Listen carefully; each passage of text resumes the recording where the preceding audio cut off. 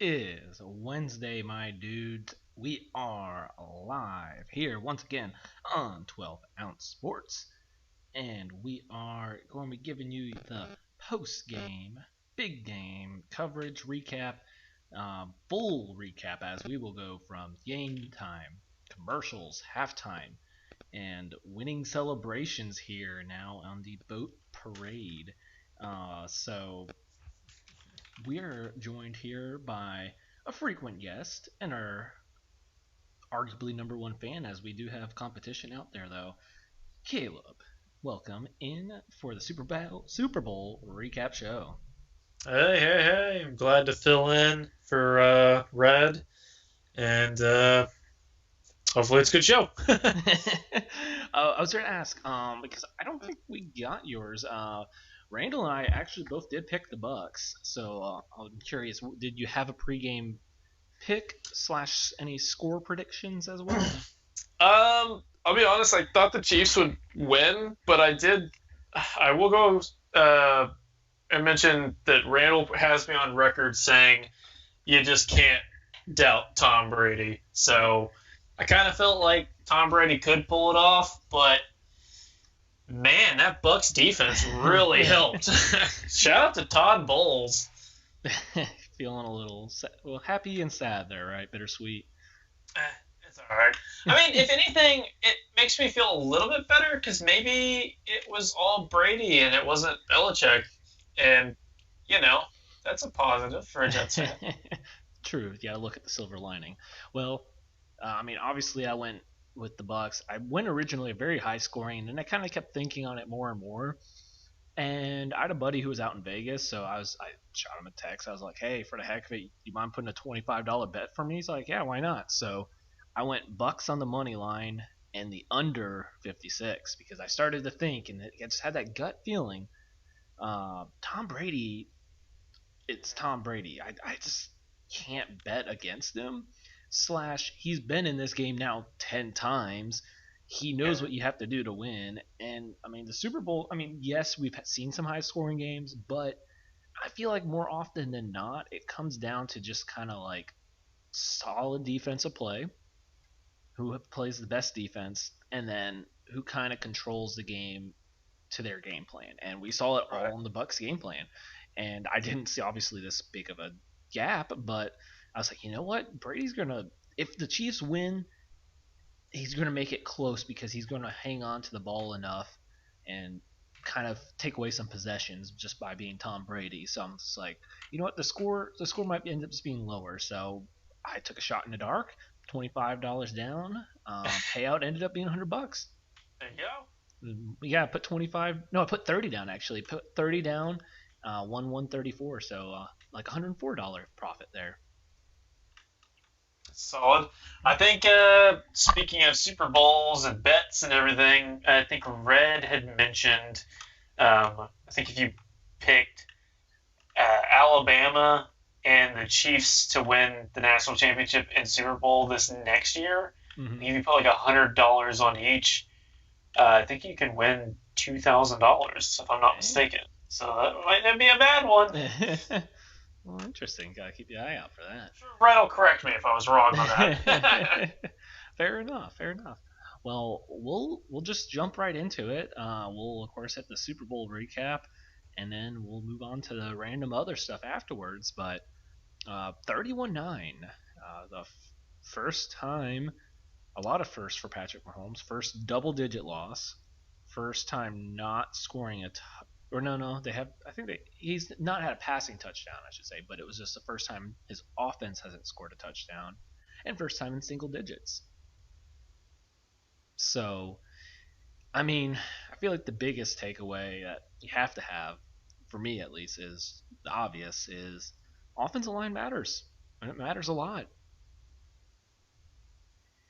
I mean, we had when we had our pregame breakdown. I mean, Randall made a good point on this would have been a very interesting breakdown if you had both offensive line at full strength, and we did not. I mean, we were seeing the Chiefs without their both tackles and both guards.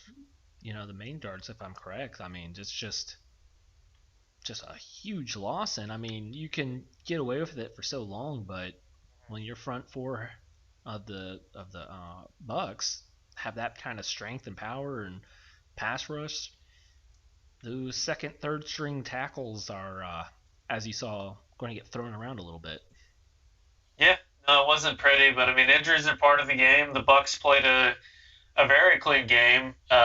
Credit again to Todd Bowles, his defense. I honestly think, man, he really put himself on the map again. I think he's going to be a head coach probably by next year. I wouldn't be too shocked if he wasn't. Yeah, I mean, I feel like you have made the point too. Is I mean, the Jets kind of bailed on him quickly. Yeah, they did. A little quick, so he has head coaching experience. It wasn't awful either. He's learned. He's got different things he's learned and what he can bring the next go around. I think because his stint with the Jets kind of reminds me of like Anthony Lynn with the Chargers. Okay. Where I think they're both great coaches. I would say that they're brilliant. Brilliant offensive coordinator for Lynn, and then a brilliant defensive coordinator clearly with Bowles. But I think the biggest thing that hopefully he worked on was situational football, because that seemed to get us in trouble way too often with the Jets, and that definitely got Lynn fired for the Chargers. Blinking on where they are now, LA. But yeah. Yeah, that's fair. Going off, obviously, like you mentioned, with the offensive line and injuries part of the game. But you know what? When you have that, surprising thing is your Andy Reid and Eric Bieniemy. You want to throw this stat out here. You have that depleted offensive line, and who you're going against: Vita Vea, Ndamukong Suh, Shaq Barrett, JPP. The Chiefs, from Next Gen Stats, the Chiefs' 5-man protection usage rate was at 92.3%, the third highest rated by any team in any game since 2016 when Next Gen Stats started. Jeez. 92.3%. They just went 5-man protection. That's. I mean. I don't know. That's insane. Yeah. And the Bucks did exactly what Romo said pregame was they bracketed Hill, and most of the time they sent 2 on Kelce. I feel like Kelce got less of the 2-man, if anything, but for the most part, they threw 2 on each and said, okay, have at it. We didn't really see a lot of different things run for Mecole Hardman or Sammy Watkins. Didn't even really utilize the run game as much. Clyde that Edwards honestly that was receiver. honestly shocking that they didn't utilize the run game, especially with how bad the pass rush situation was. I mean, they really, I don't know, it was a really badly called game for the Chiefs. Yeah. I mean, you think with those kind of weapons, more screen passes? Yeah, maybe. Even if it's to receivers. Yeah. Quick throws, just get the ball in the Hardman or Hill's hands and just, neutralize a pass rush that way.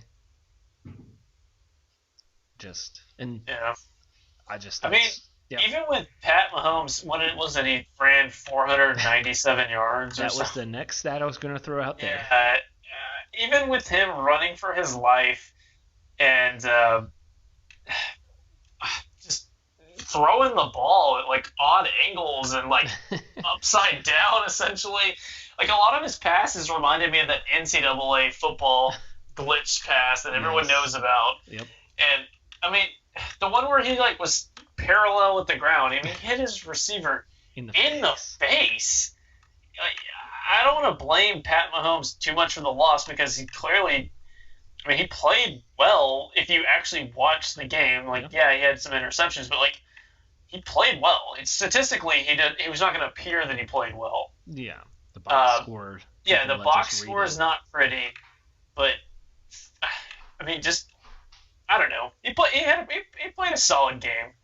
I don't think he came unprepared by any means. I think the Chiefs just crap the bed. I don't know. Yeah, I mean, yeah, exactly what you said. I mean, the box score doesn't look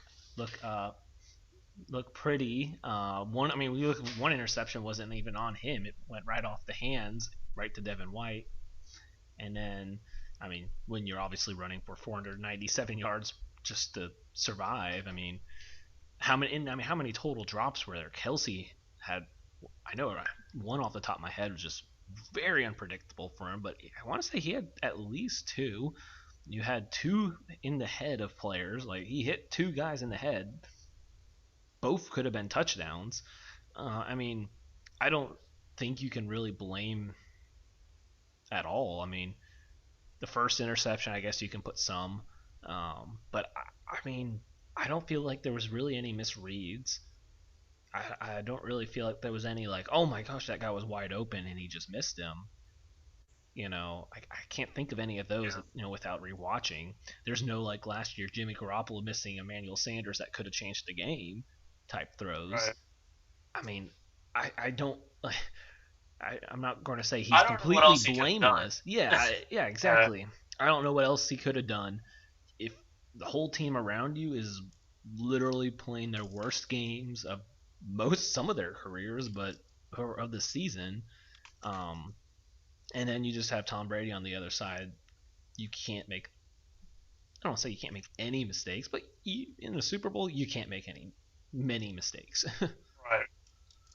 So, I mean, and literally, which I thought was funny, which, I mean, I get at certain points like they had to, but I feel like I gave the Bills a hard time about kicking field goals, and you can't win by kicking field goals, and then the Chiefs just did exactly what you can't do versus the Chiefs.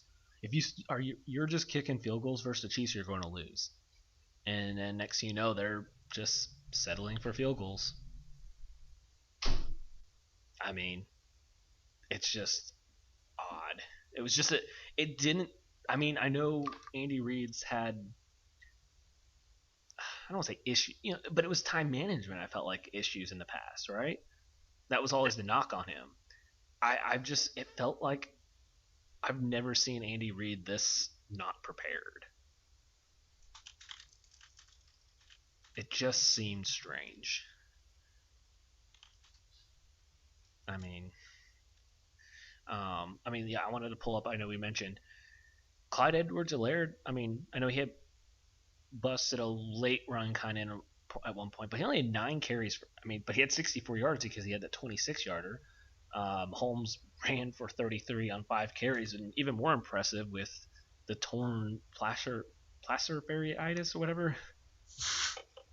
I have no idea. whatever was torn in his foot. They got Ty Hill with the ball once on a run for 5 yards, and surprisingly, Damian Williams only 2 carries for 5. I thought he would get some carries because he's been playing pretty solid in the playoffs. 17 for a 107, so that's 6.3 yards per carry. But they only ran it 17 times. And the Bucks ran it 33 for 145 and a touchdown. Yeah, playoff Lenny. It's Lombardi Lenny carries. Yeah, I honestly, good for Leonard Fournette getting a Super Bowl ring. Like he really kind of earned it. I feel like he played pretty well this year. Yeah, I mean, people made fun of him early on quite a bit, and then he just saved it for when it counted. That's all that matters. Yep. But I mean, they were built that way. I mean, they didn't have to dominate the run game. Yeah. They had to do just enough, and Ronald Jones took care of the regular season pretty well. So he just came in with the fresh legs at the end, and it was pretty hard to stop. And then, crazy enough, I know it's been said a lot, so I'll just briefly say it. All the touchdowns scored by the Bucks were free agent signings. 1 by Fournette, 2 by Gronk, and 1 by Antonio Brown. Huh. Yeah, I honestly didn't think Brown was going to play. And I think leading up to it, he was injured. He played reasonably well. He wasn't like anything amazing, but 5 receptions, 22 yards, and a touchdown. It's not. He had the second better than what I did. Yep. He had the second most targets.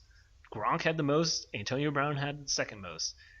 Mike Evans, Chris Godwin had 5 targets for 3 receptions for 40 yards. Yeah, and they did enough. They did enough to win the game. Yep. I mean, we look at Gronk. I mean, Gronk, I'm just trying to look. I mean, that was 7 for 67 and 2 touchdowns.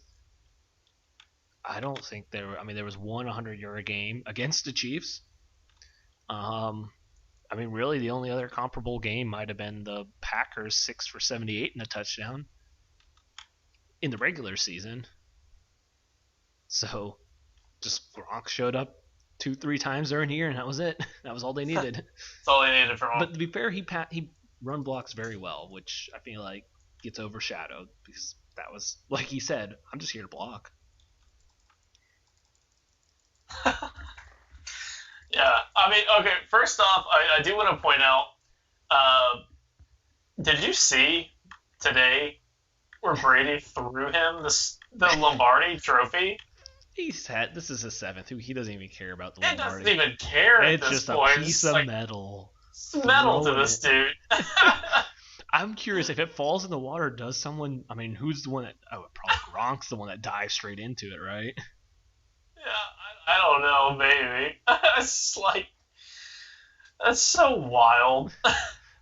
Brady pulls up in his brand new $2 million new yacht for the boat parade in Tampa.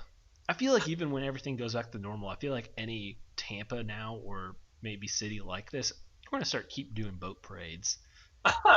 Probably. I mean, the boat parade was cool. It was. It was way cooler than any of the other ones that I've seen in the past. Yeah. So, well, I guess bring it back around for the game. I mean, I feel like it was pretty straight up. I mean, we'll get to the penalties. I mean, overall, I mean, on a 1 to 10, with 10 being the most disappointed, how disappointed were you in this game, in the tournament? As far as disappointment goes, is 10 like the most disappointed, and 1's like, okay. I'd say I was probably like a 7. Okay. I was probably a 7. I mean, it was a fine game. It was just, I don't know. It got boring, and then like towards the end, I'm just like, okay, this is like, are the Chiefs gonna do anything? And they didn't. And I don't know. It wasn't. I wanted there to be like lead changes, Right. but there never really was. Yeah. I was gonna say I feel like I'm about the same, maybe a little less because I won $100, so I feel like my disappointment that goes down a little bit. I would still like like you said, more competitive game, maybe a lead change or two more. Yeah. Yeah, I mean, she's not even scoring a touchdown. I mean, I felt like even going into half, I mean, I know it hadn't really gotten away yet, but I mean, you go in the half, it's 21-6, but you're like, hey, you know what? It's the Chiefs, man. It's still the Chiefs. Yeah. Yeah, this is going to be a great second half. They can make this happen. Yeah, and then when they just kicked the field goal, I was just kind of like, I don't think so anymore. Just kind of then went downhill from there. I mean, when you just come out and kick a field goal, it's just like, it's not really inspiring much at that point. I do want to point out a couple different things on the defense before I guess we wrap things up on the Chiefs end. I know obviously the box score readers, which it's completely hilarious. I don't know if you had saw on Twitter where there was a couple different people on ESPN. I know Mina Kimes was one talking about how huge of an impact Vita Vea was, and I know believe I had sent something at least at one point where I said Vita Vea is literally just manhandling or just destroying that poor backup tackle. Like, they would throw him on the outside and it didn't even look like he looked like he was pushing the blocking sled, you know. It was just insane. And yes, he had 1 tackle. But if you watch the game, that Vita Vea has an insane impact. That man is enormous for one. He's 6'4", 350. But just his presence in the run game, which maybe that was why him and Sue in the middle, maybe that's why they didn't even want to try. I don't know, but even when you do run near him, you don't go anywhere. And then in the pass rush, he's obviously he's not going to get crazy sacks, but he destroys the pocket because of how huge and strong and large of a person he is. It is insane. And people were like, oh, they screenshotted the box score and they said, oh, you think Bay's the MVP of the defense? We'll look at Devin White and Davis and Winfield. And it's like, yeah, not taking anything away from them. They had great games. But you just screenshotted the box score and you aren't watching the impact. I mean, Pierre-Paul didn't have any sacks, but that man was insane getting to the quarter, into Mahomes. It's all about the pressures. Yeah. The stats that aren't going to show up on the box score are important to keep track of. And obviously, the eye test would show that Vita and APP are like the dudes on that defense. Yeah. Not taking anything away from like Devin White or Winfield Jr. or even Carlton Davis or Shaquille Barrett. I mean, they have like a ton of stars on that defense. Yeah. But yeah, the defense doesn't function without Vea. Honestly, yeah, it really just doesn't. I wish I could remember the exact stat, but I saw something. It was when Vita came back, when he came back from his injury, and they brought up like the average rush yards when he's not on the field, when missed games, and when he's on the field. It was a drastic change. It was insane how just his presence changed the average yards per carry. I mean, and like I said, it's like they had multiple people said it's not taking away from Devin White, like I said, Winfield, Davis, Levante Davis. Like, they're great. Devin White, I mean, I feel like I know he's young, but I feel like he's a little underappreciated by people. Levante David played great coverage on Kelsey, and Winfield as a rookie does not look like a rookie. No, he does not. He looks like his dad out there. It's just insane. Like you said, the defense is filled with stars. I mean, the corners, yes, have been in certain games. Yeah, I mean, you see the Tyreek Hill the first time where they had 200 yards plus in the first half, and they tried to go one-on-one and realized, yep, nope, this game that wasn't happening. But for the most part, like you said, everyone's playing great on the defense, and they just all work off each other well. And I mean, when you have the front four like that, and then you have Levante David and Devin White just roaming around, just making stops. Like, yeah, Devin White had 8 solo tackles, 12 total, but because Sue, Vea, Pierre-Paul, Barrett are such a force up front, Devin White can do whatever he wants. Whatever basically. he wants, really. Yeah. And they all work off each other, and goes, like you said, goes all the way back to credit to Todd Bowles' defense and how they set themselves up to win. Yeah. I think he really puts all his guys in the best position to succeed, for sure. But, man, what a defense. They have so many good picks.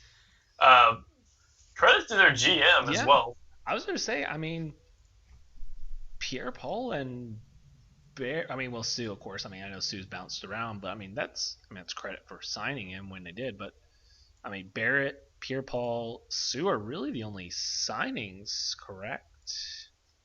Drafted. I think so. Yeah.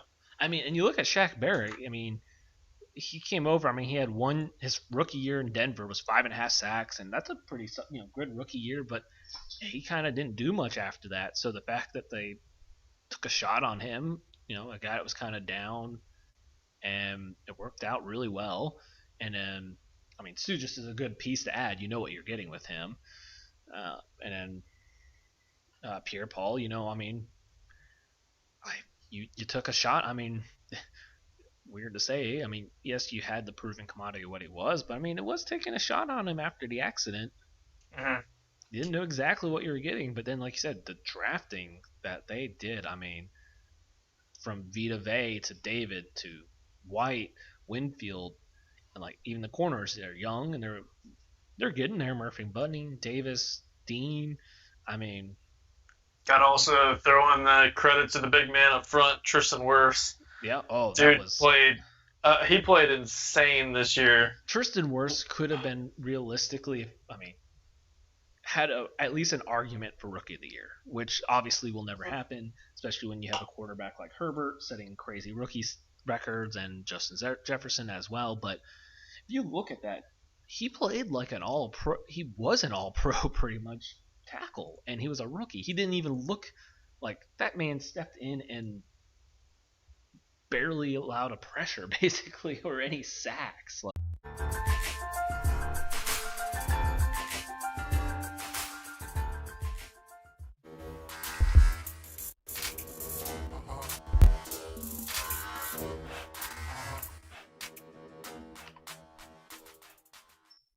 At Amazon, we're pretty good at getting things done. We're pretty good at solving problems. COVID-19 is the biggest challenge we've had to face. The challenges are what motivate us. Like flying masks to our employees around the world. We're doing everything we can to get you what you need, and doing everything we can to keep our people safe. I'm former Navy pilot Sarah Rose, and I'm proud to lead our Amazon Air Network.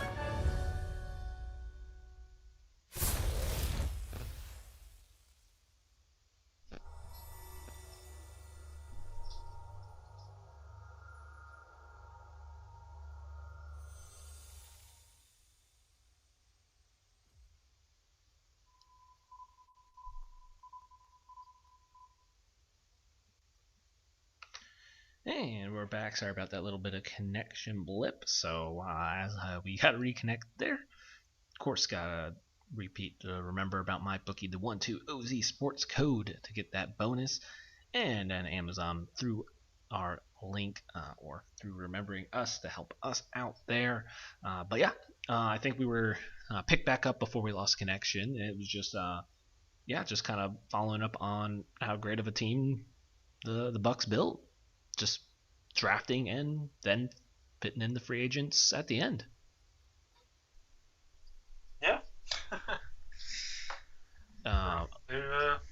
They've done pretty well. Yeah.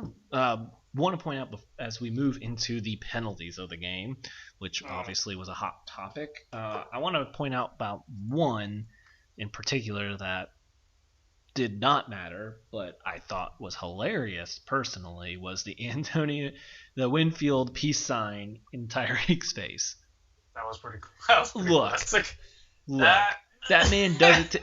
That man does it to everyone. He did a backflip on him last time into the end zone. Don't dish what you can't take out, or can't take. Which I know, obviously, he's not the one to throw the flag, but I mean, come on. Yeah. Have some fun. Let's do a little trash talking. I would let that one go because you know that Hill would do that on the way to the end zone. Yeah. I mean, Hill got a nice slice of humble pie on that one, I'm sure. But yeah, there was a lot of questionable penalties that went the Bucks' way. And while watching the game, I mean, you knew that was going to happen. Yeah. The NFL, Tom Brady is the NFL's golden child. Like, he has to win the game. I'm not going to say the penalties are why he won the game or anything like that, but they definitely helped. I mean, it negated a interception the Honey Badger had on him. They got basically when the Bucks were in the red zone and Brady threw that uncatchable ball, and they called that for defensive pass interference or defensive holding. That ended up resulting later that drive in a touchdown. I mean, stuff like that was a big deal. I mean, you really can't overlook it. But a lot of that was the Chiefs just getting in their own way, Yeah, I mean, definitely on those two, kind of odd. Yeah, it was, that doesn't feel right. I will say the Mike Evans getting tripped one, that one has to be called. Look, that was too close. I don't care if people are thinking that was uncatchable. That one was too close. And I'm sorry if he just tripped, but you just took out his feet. And he was close enough that could have been a very close play. I would have to call that one. Man, did you rewatch that? I'm rewatching it right now. Yeah. And that is like such a love tap. You're telling me Mike Evans fell down from a little love tap? No, that's a flop right there. He But was when you get not his catching feet, that though- ball, though. But now I I'm don't looking know. at his feet. The ball is... Oh, there's no way. The ball's like 4 yards in front of him. Like, he's tall, but he ain't Tyreek Hill. He ain't running underneath that. He ain't going to dive for it either. I don't know. I just... That one I don't seems know. too close to me. That I feel like that gets called almost all the time, though. That's No, not it a does. surprising one that that gets called. And I mean, I feel like yes, like you said, Chiefs got in their own way, and yeah, some of them definitely were like, yeah, that shouldn't probably get called. But at the same time, Yeah. the Chiefs didn't take advantage of it. And I want to say in the second half, there was a couple times they finally got the Bucks because they did the same thing, and they finally gave it to they got their advantage on it. Throw it that way when you see the guys hand checking a little too far downfield, you get the flag. It's a veteran move by Brady. It's a weak call. Like, okay, that's not really pass interference. That's just a little battle between the guys. But if you Yeah. throw it at just right, and they're like, well, look, he couldn't get out of the break. I mean, that's just annoying. But the veterans get it. But at the same time, if you could take advantage of it yourself if you want to. I mean, I guess. It's ticky tacky and it's dumb. It wouldn't bother me as much if it wasn't like... I mean, people make jokes about the refs and Brady. Like, and they make the jokes because it's real. Like, Brady gets all of the calls. Like, it's ridiculous. Any call that goes... Like, Brady just gets literally every call. He gets so much help from the refs. I mean, I'm not trying to nitpick him because he played very well. And he's obviously the greatest quarterback to ever play the game. And I just don't like the idea that, like, certain players earned the right to get penalties. Like, it's like kind of like LeBron or like Harden and stuff like that. Like, Harden gets all the calls in the world, and Braun seems to too. And like, I mean, to me, it's like everybody should have the same set of rules. You know, like it should apply to everybody.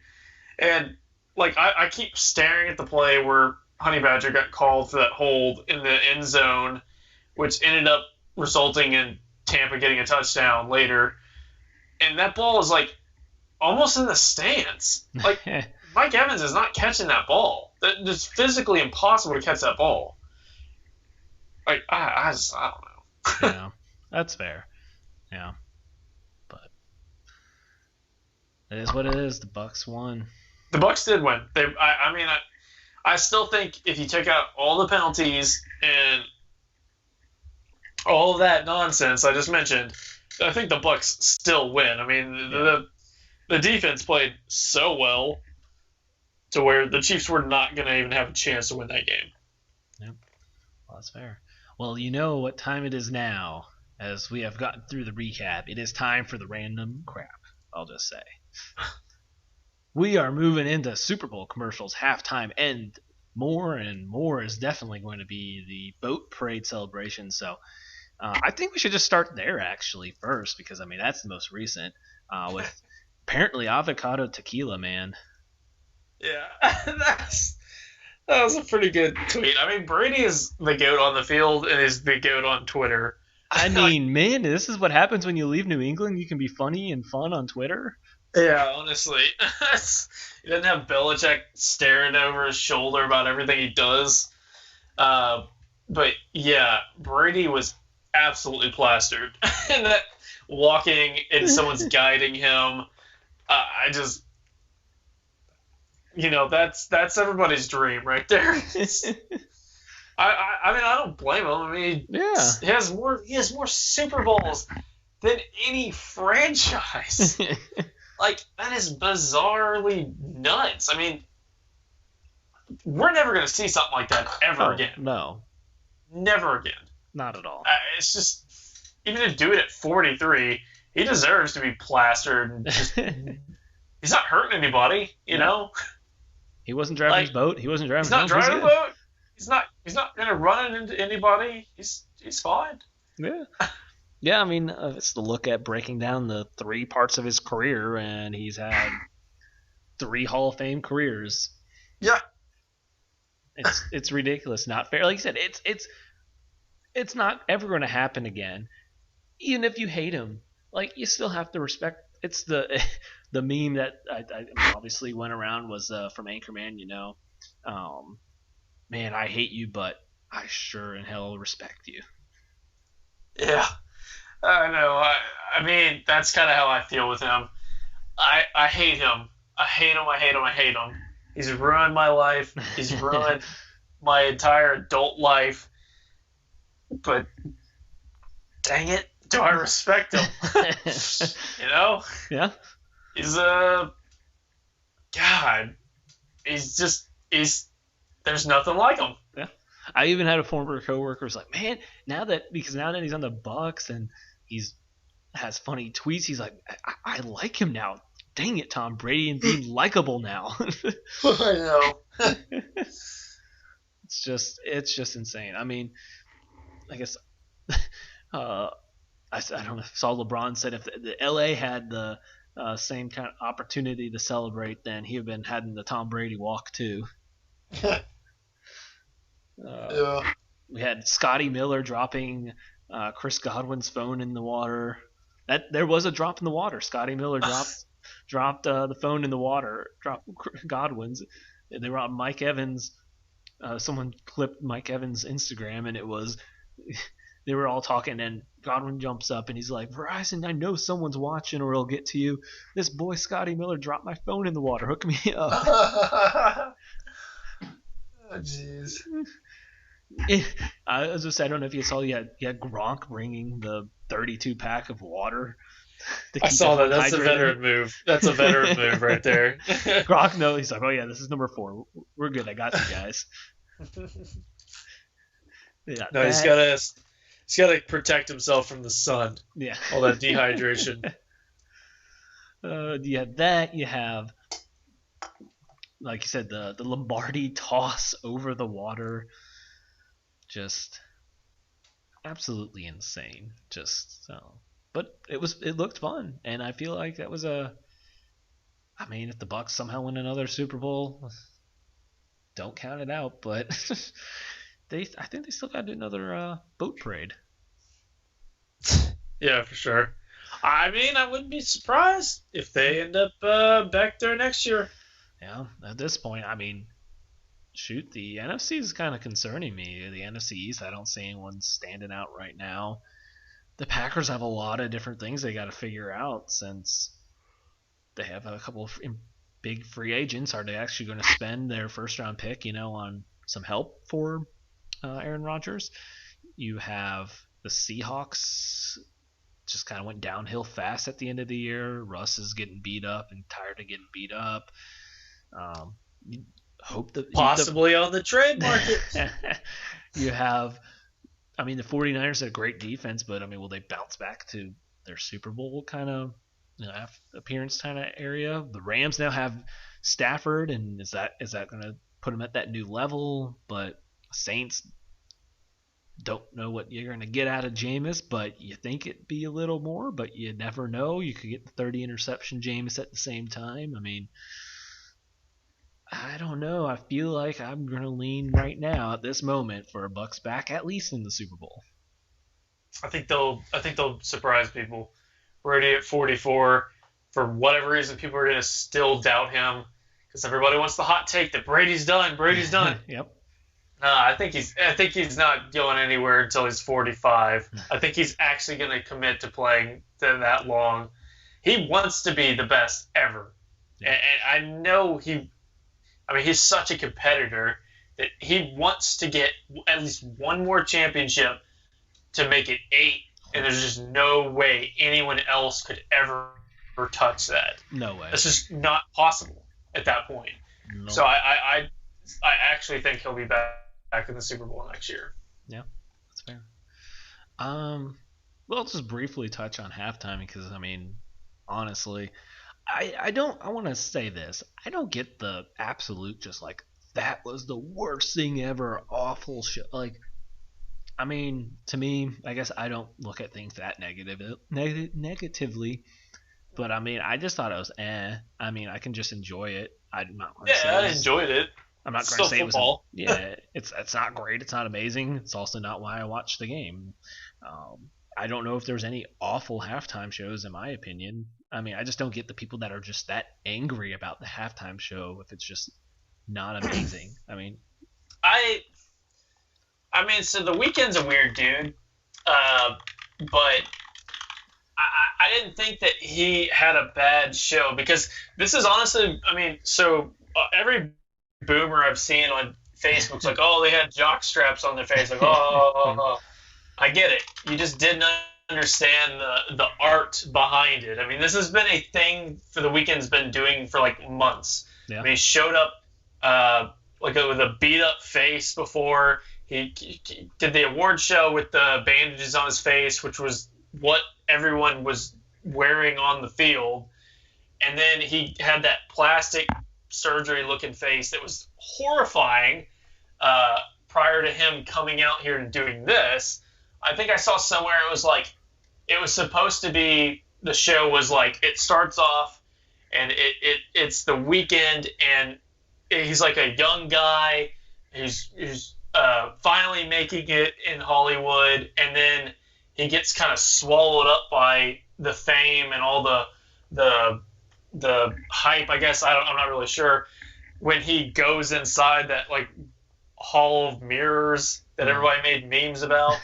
And great then video for memes. Yeah, and then it spits him back out there when he like comes back on the field, and it's like Hollywood like chewed him up and spit him back out or something like that. That's what I saw behind it, because I was curious what the heck was going on in that show. So I looked into it a little bit.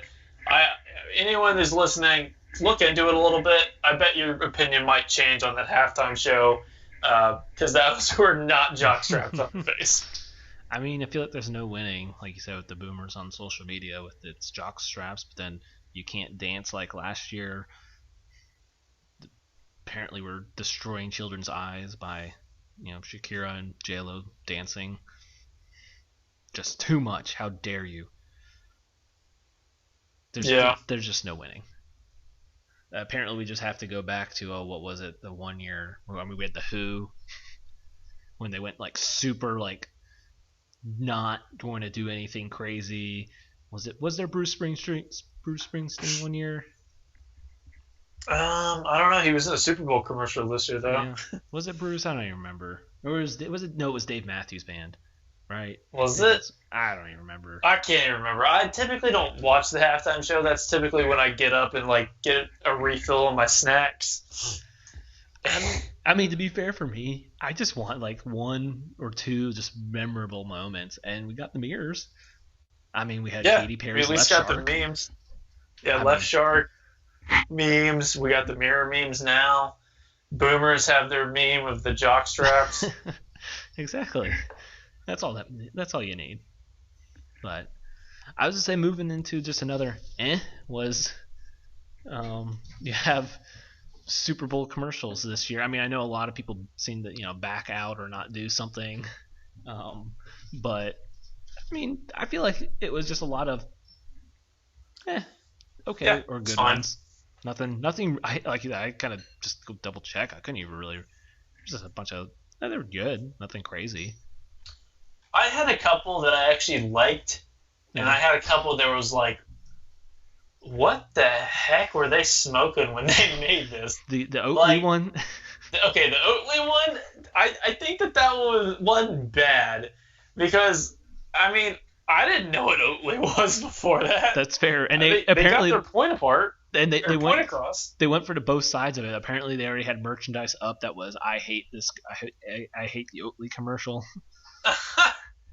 I mean, I think that they did fine for what they did. I mean, it couldn't have been that expensive compared to some of the other commercials. I know a good one. I'm sure you. Hopefully you liked this one too. But I liked the Uber Eats Wayne's World one. When I saw Cardi B show up, I was like, oh no. But then when she got in on the Wayne's World joke, I was like, okay, that's pretty funny. They went in with all their bits, and that's what worked. For that one. I think that yeah. Like, I mean, I don't use Uber Eats, but like that's a funny commercial. Yeah, that one stood out the most to me. I would say that one, the Cheetos. They went back to back with the old school hits. They Can't touch this. Then that one. The Amazon Alexa one with Michael B. Jordan. Yeah. That one was kind of funny. That was the same. That was a good one. That was, I would say, probably the three that stood out the most were the Uber, Cheetos, and that one. That like makes me remember. Like I remember that, like, you know, and there's those commercials that's like, wait, what was that even for? Like it was funny, but what was it for? But those three actually like stood out on like they were funny, and you know, I looked at it from that sense, like the marketing. So it's like the Mountain Dew one was weird, but that was great marketing because that got you engaged on their Twitter. I thought that was a genius ad. It was weird. It does what it needs to do. I'm sure that it did plenty of numbers for them. The one that I completely forgot about, I had to like look up a list of the Super Bowl commercials to remember them. But do you remember the Paramount Plus one? Yeah. I feel like that was a cluster of a commercial until they just threw in the Sweet Victory. I was going to say, I think that just brought everybody in. Like, okay, some Sweet Victory. That's what we wanted last year or 2 years ago or whatever. Yeah, honestly. Shoot. I'll say your crew with Drake from State Farm. Yeah, good old Drake from State Farm. That's whatever at this point. I'm surprised, honestly, when I came to work, nobody has asked me about, like, really? Drake? Yeah, no one has asked me that. I'm surprised. I would have definitely had the over on whatever number you gave me. Yeah, yeah, honestly. I think one of the most underrated ones was the Cadillac commercial, with Timothy Chalamet or whatever his name is, and Winona Ryder, the Edward Scissorhands one. Oh yeah, okay. That one, I think that was fine. I mean, it was interesting. I feel like Randall would have something to say about this one. I know he loves Timothy. I think it's Chalamet or whatever. I'm just gonna say yes. I'm not gonna. I know he's a fan of him, so I'm sure he liked it. That was an interesting one. Yeah. I think that caught everybody's attention. That's fair. Yeah. I mean, I enjoyed. I had on the list.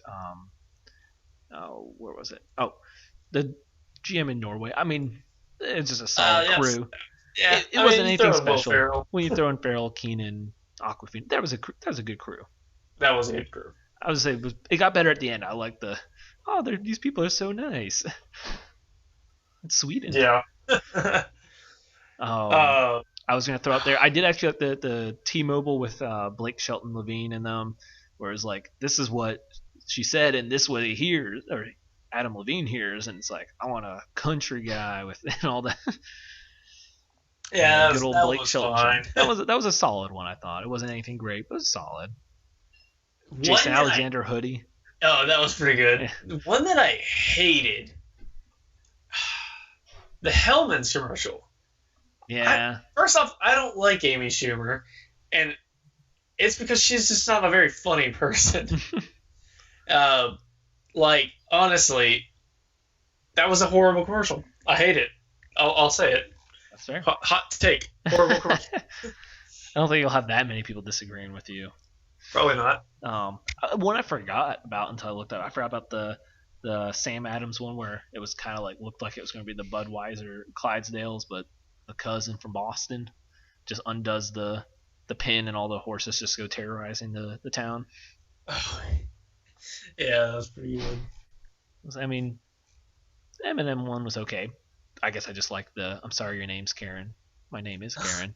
I'm sorry your name's Karen. The Bud Light commercial as well. That was not bad. That wasn't bad. It was a little. I don't know. It's a little much. No, I mean, yeah, because they didn't get to really like highlight any. Like, I was a little disappointed because I was like, oh man, there was so many. They just couldn't fit all the extra jokes I feel like you could potentially do with it. Yeah. But I mean, it's Bud Light. I mean, they're doing fine. Yeah, that's right. The Doritos 3D with Matthew McConaughey was an odd one. I thought that one was down there for. I guess I had more expectations for Doritos. Yeah, I mean, I get it. It was a smart commercial. Yeah. I guess because I mean, they got us. I mean, we're at least talking about it. True. That's the point of a commercial. That is true. I mean, I'll probably try them. Did they used to have like Doritos 3Ds back in the day, or like something like it? I think they had something like it. They had something like it. I can't remember what they were called, but I'm pretty sure that there was something like it before. Yeah. I remember that from my childhood. Oh, I forgot about the. I was gonna say one that I keep forgetting about, but I thought was actually pretty funny was the Jimmy John's one. Oh yeah, that was a pretty good one. That was a good one too. Shoot. I guess the funniest one to me, but it wasn't because of the commercial itself, was the Robin Hood commercial. You remember that one? I don't. Not even the Robin Hood. You remember like the Robin Hood investment app? Mm-hmm. Yeah, with everything where they like they made it to where you can't trade GameStop stocks and things like that. Yeah, they had the actual balls to launch a Super Bowl commercial this year. It's about 30 seconds long and all about how you can change your life and become an investor. Can you? Can you? Are we gonna stop? I mean, you? I don't think they should have aired that commercial. Honestly, they should have pulled that one, and I don't know. Any publicity for Robinhood right now is bad publicity. That's fair. Yeah, but I mean, it was just like you said, it was just pretty solid. Just nothing. It was an okay year on Super Bowl commercials. I mean, I feel like for a while now, Super Bowl commercials have just been yeah, okay. That's fair. Yeah, that's fair.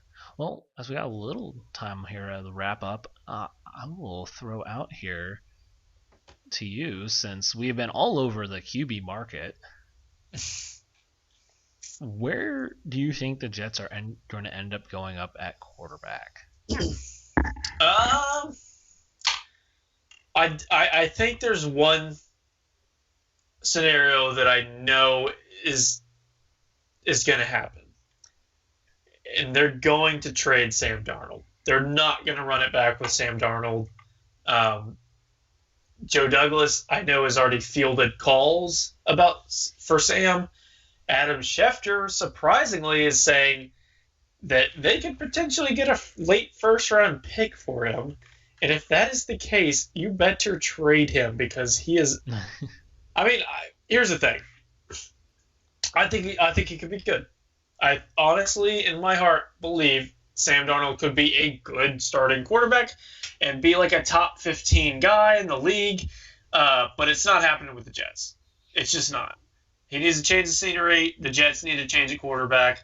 He's had his chance. And I understand Adam Gase and what Adam Gase does to quarterbacks. And he's a horrible coach. And he's fired. He's gone. The big bad boogeyman's gone. But Sam Darnold's still seeing those ghosts. He needs out of New York. And I hope we can get a first round for him. Realistically, I think we could probably get a second. But, man, I really think they can get Watson. I really think that they can get Watson. Especially if they ended up getting a first-rounder for Sam Darnold. I mean, shoot. I'd trade 3 first-rounders in this year's draft if they had them and get Watson. Like, honestly, that would solve your problem at quarterback. And they would actually – I mean, they could be like a 7-win team. Depending on what else they do in free agency and the draft. I mean, but just adding Watson to the team that they currently have, they get a little extra wins because their defense was fine. And we played without C.J. Mosley. But, yeah, if we don't go Watson, I think we're going to go Zach Wilson. I don't think they're going to go Justin Fields.